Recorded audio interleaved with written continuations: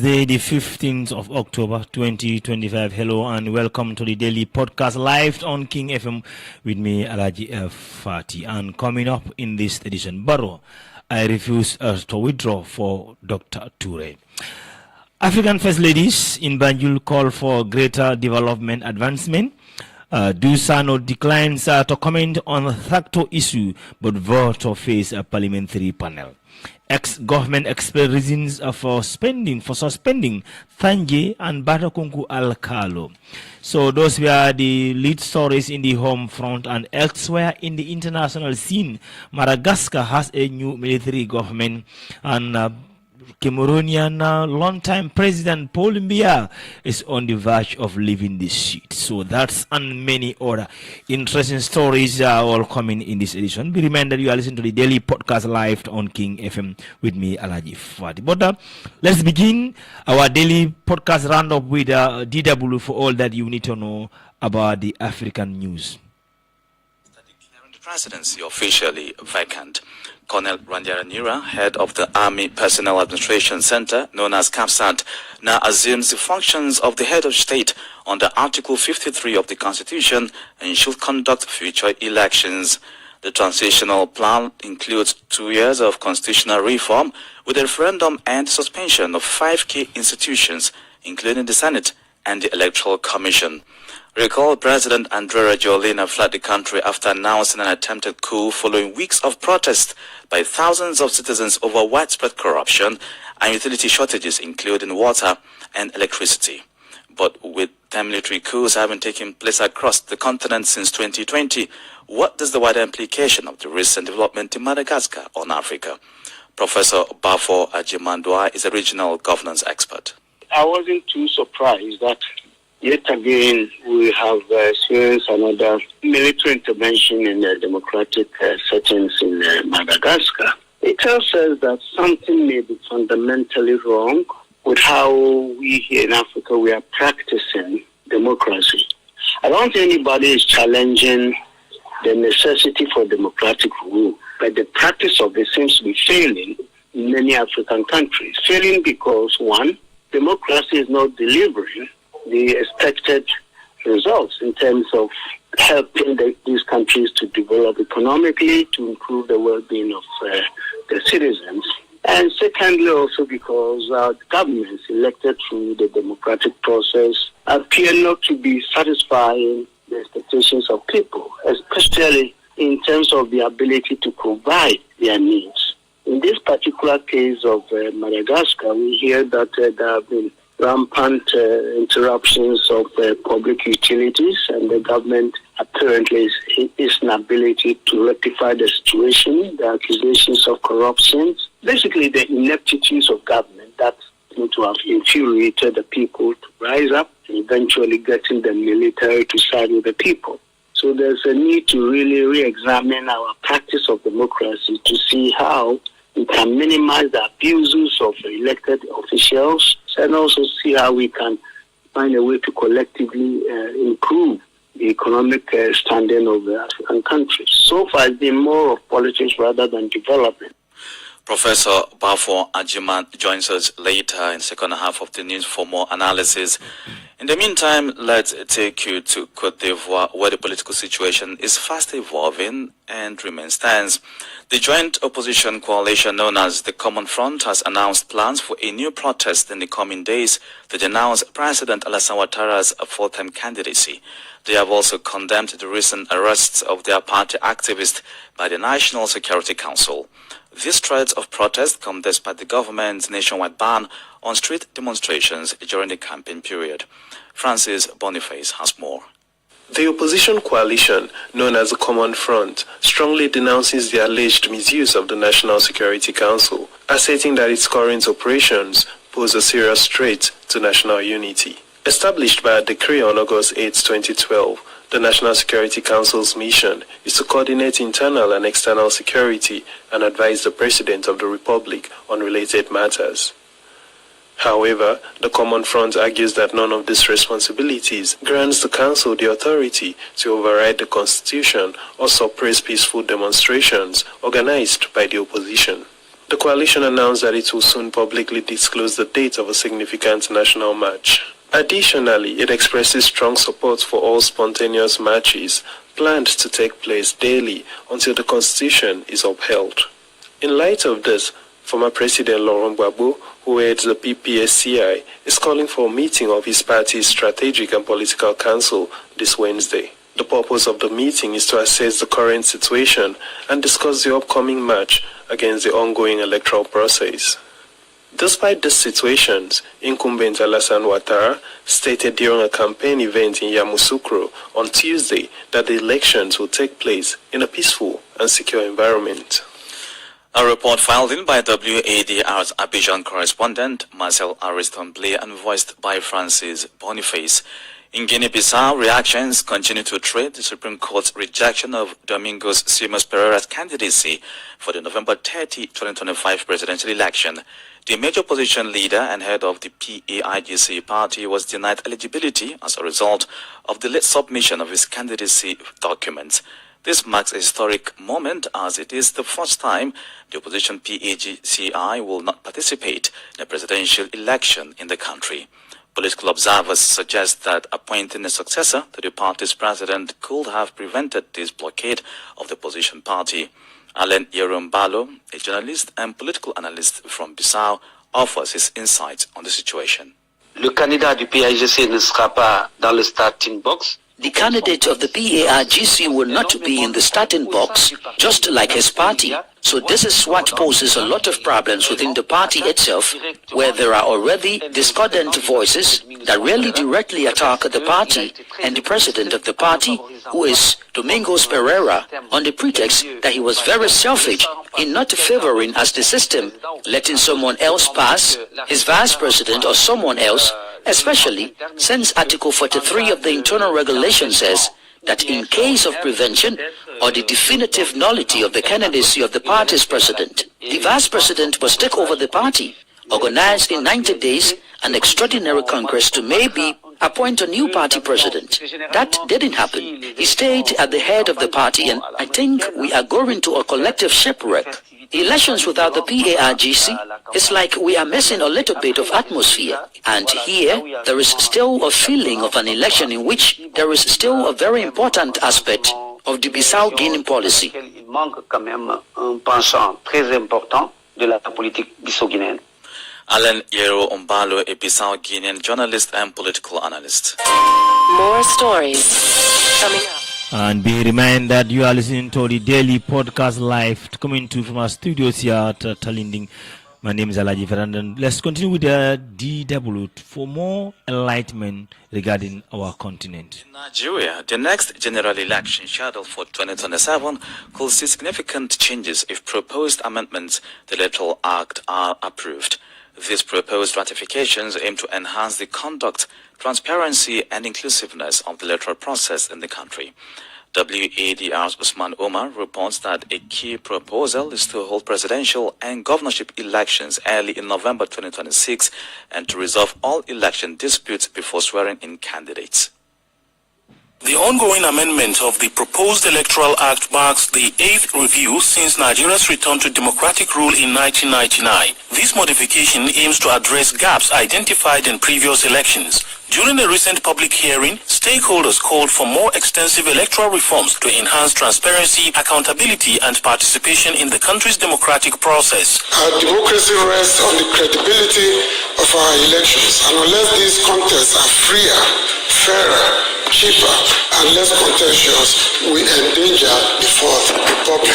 As Nigeria prepares for its next electoral cycle, the decisions made in this room and by this institution will have far-reaching implications. Stakeholders are suggesting amendments to 20 sections of the proposed Electoral Act of 2025, including provisions to allow prisoners to vote, ensure the real-time transmission of election results, and raise the limit on campaign funding. Presenters at the hearing also urged the National Assembly to consider issues such as tenure of political office holders and the timing of elections. Political office holders, elected representatives, appointed representatives, the aides of ministers, governors, even of presidents cannot enjoy an unnecessary level of suffrage over the selection of the candidates for party. With regard to the appointment of the chairman of INEC, we feel that the process should be changed. The president should not directly appoint. The National Judicial Council should appoint. We also want persons with disabilities who are voters to vote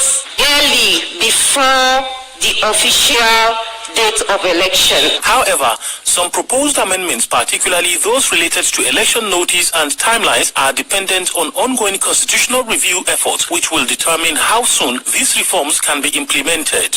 For Newslink on West Africa Democracy Radio, Usman Umar reporting from Abuja.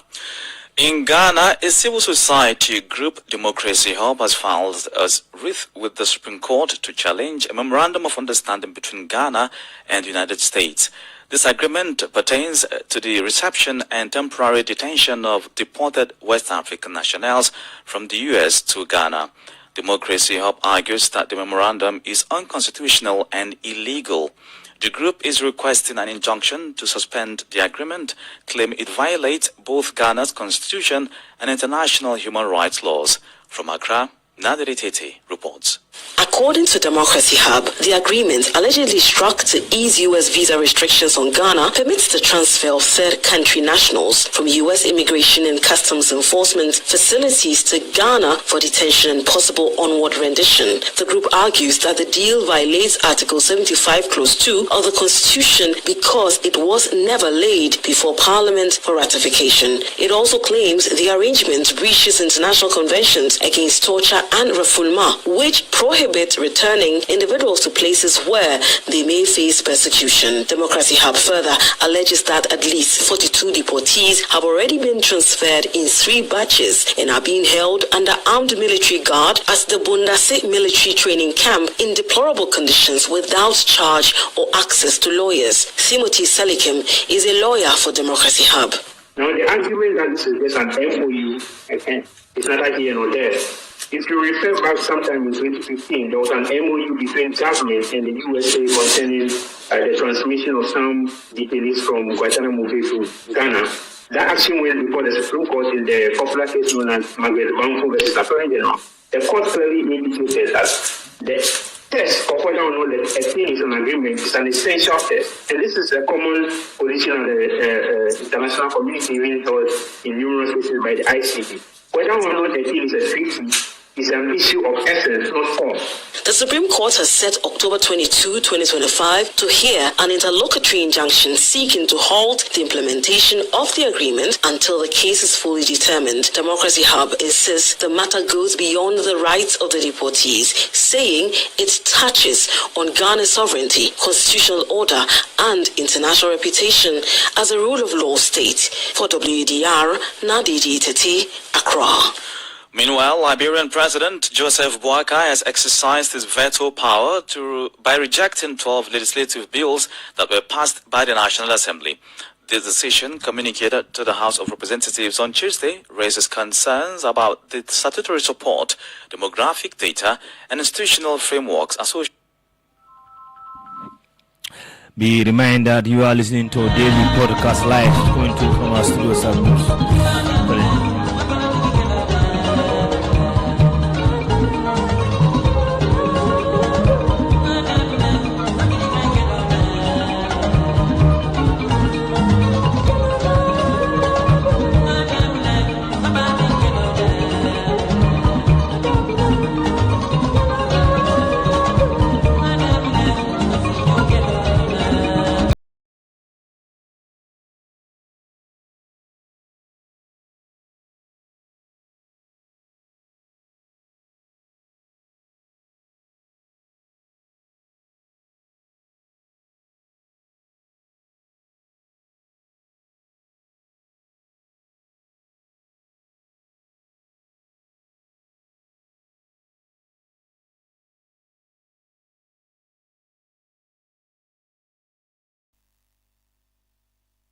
Remind that you are listening to a daily podcast live coming through from King FM 94.7. Now let's do a bit of roundup in what are the latest on what has social media has been saying this afternoon regarding the current affairs of the country.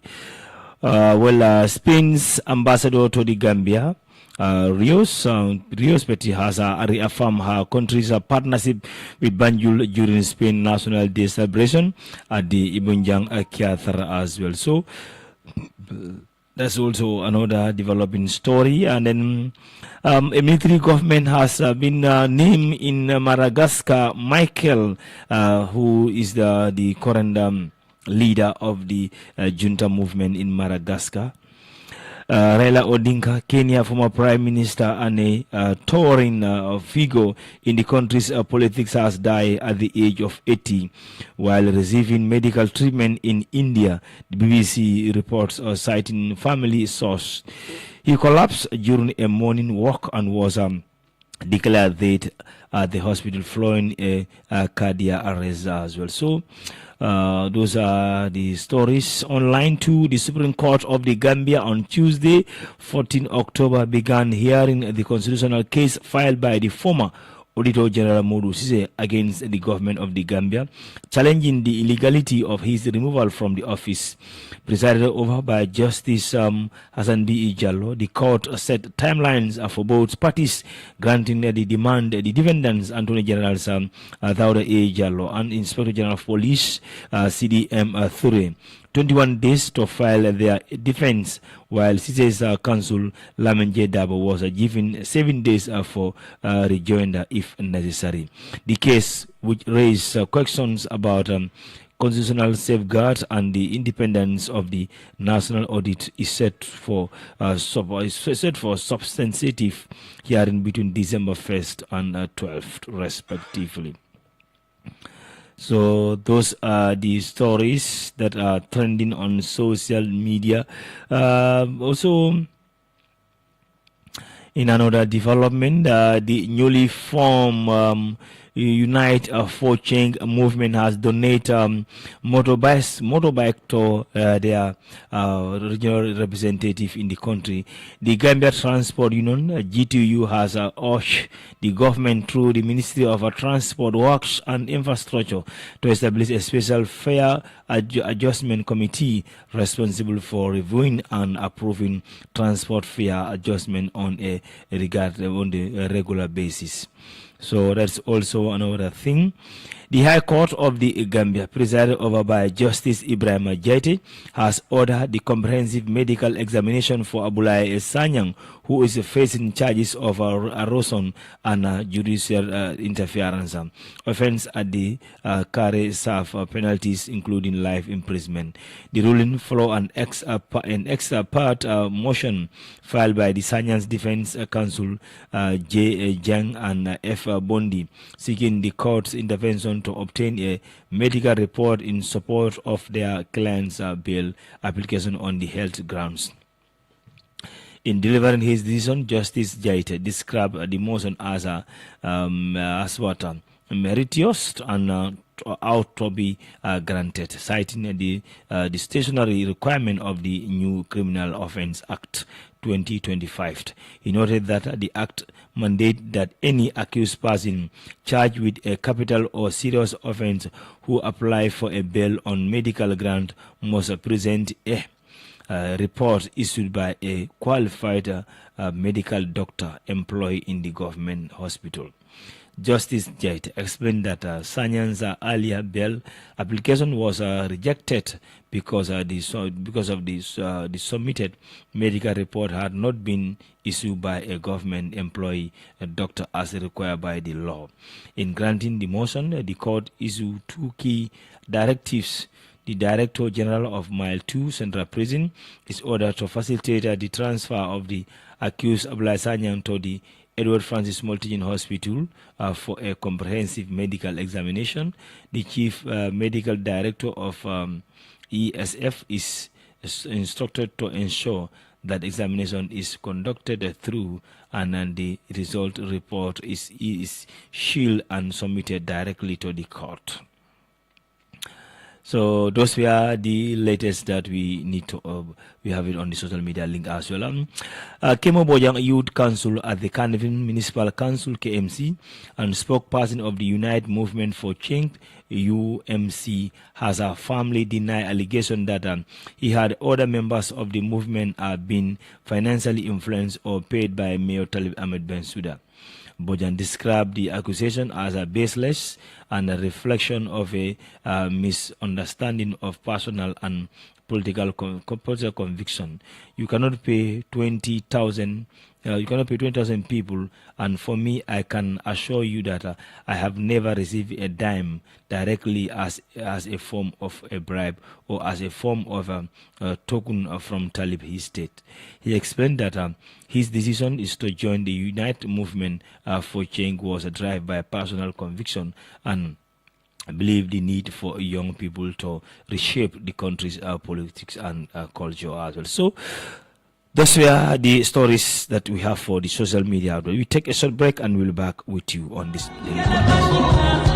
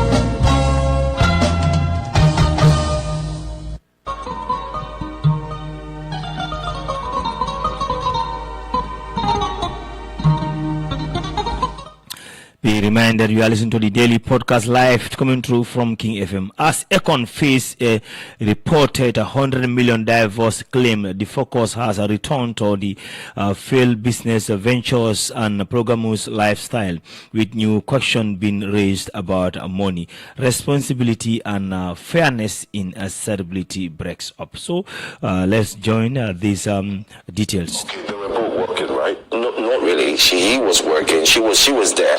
Now, don't forget too, I think she deserves this money. And this morning I woke up and said I think she deserves it because one, Akon is a polygamist.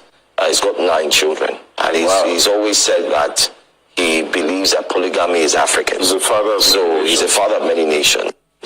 Now, 2 things that may have affected his progress, especially with his, not just his musical career, his business career.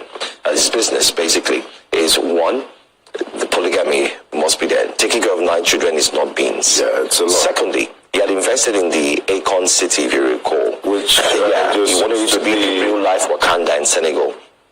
So a lot of maybe we should send Scotty Guma to go and investigate that Akon city. It's dead. It's gone. It's gone. July 2025 this year, it was over. Even the Senegalese government pulled out and said there are no more investments. It's not working, so they pulled out. And therefore, the little space he had built, he just wants to convert it to a hotel, a tourist attraction, and so on. All the vast land that he got, and he wanted to build Akon city. He wanted people to use his coin. It was called Acoin. When you come in, you buy the Akon, use it to tour. It was like a real life Wakanda. You know, that's what he was building. It was fantastic, good idea, but it never materialized. So that also is gone. That's number 2. 3, music career.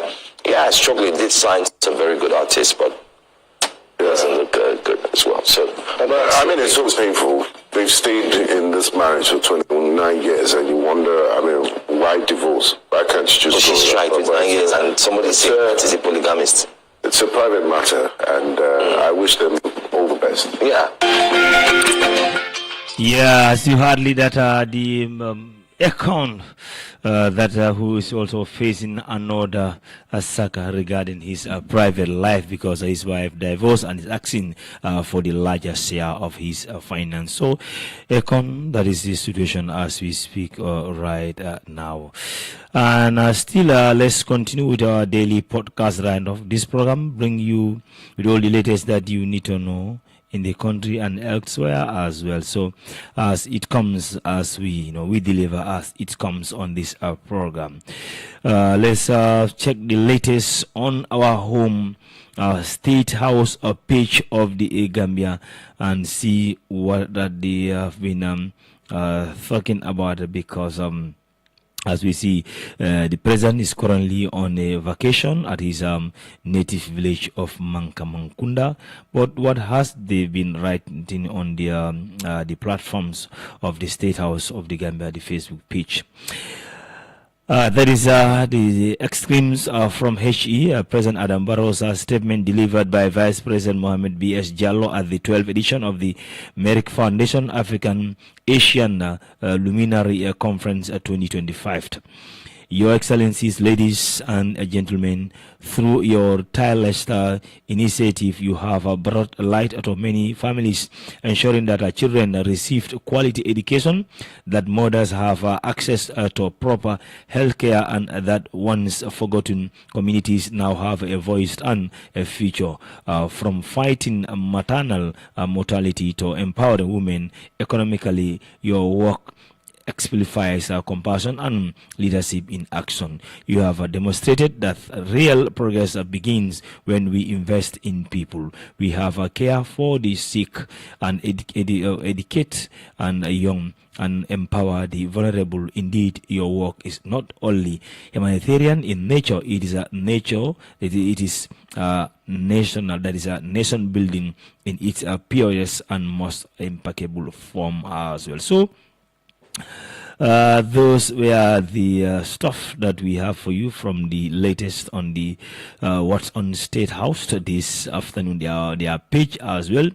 So we also cross-checked various online media platforms to see whether there has what they have been talking about this afternoon. So in the Gambia as well, and of course elsewhere too. So now let's go to DW to help us to understand what is really occurring in our continent. With DW, we take you speed with all the latest that you need to know about the Gambia, and of course and elsewhere too. So let's take a break and now we loading. So let's go straight to this presidency. That is the presidency insists it is still in control after the military take over the country of Girls Street. So more on this with DW details, because as we said, the military declared it had seized power from President Andre Rajoelina. The military. Wow, we are not having all the best of the connections there, so I'm afraid we can't give you that healthy roundup regarding the latest development in our continent as well. So Senegalese President Bassirou Diomaye Faye took the train to watch the Senegalese national team World Cup qualifier against Mauritania. Greetings passengers along the way. A video shared by the social media outlet in Senegal, as we can really see. So he joined passengers in a train to go and watch Senegalese game. How many of our African leaders will do the same? The same style as we can see. So that is the setup. So another developing story: Gala announced a new central committee. The Youth Anti-Corruption Movement Gambians Against Looted Asset Gala has announced a new central committee following the sudden resignation of national coordinator and the removal of 3 senior officials. In a public statement, Gala called on the public Allies and Progressive Force to recognize the new team as the legitimate leadership of the movement, Voin Renew Energy, Discipline and Revolutionary Committee. The trio officially Ibrahim Jallo, Secretary, Tida Job, Treasurer, Usenu Gambia, Logistic, were released from their positions, while Mohamed Lamin Sise, also known as Ika, who served as a national coordinator, had earlier resigned over the dispute concerning protest strategic and the legal risks facing detain and activism as well. So that is the latest regarding on that as well. So that is what we have for this daily podcast for today. But let's check elsewhere too before we call it a day on this platform. Because of Cape Verde football team make history. Cape Verde became the second smallest nation ever to reach a men's World Cup finals. Cape Verde are through to the World Cup final for the first time in their history. Military blockade, paralyzed Mali Senegalese trader corridor. Madagascar's president asked for, then he's already have been taken off by the military in his country in Madagascar as well. So those are the stories that we have for you for the day. And then I think I'm afraid this is what we have for this edition of your daily podcast for the day. From me, Alhagie Fati, and the rest of the team, we thank you all for the pleasure of your company. Goodbye. Africa, Africa.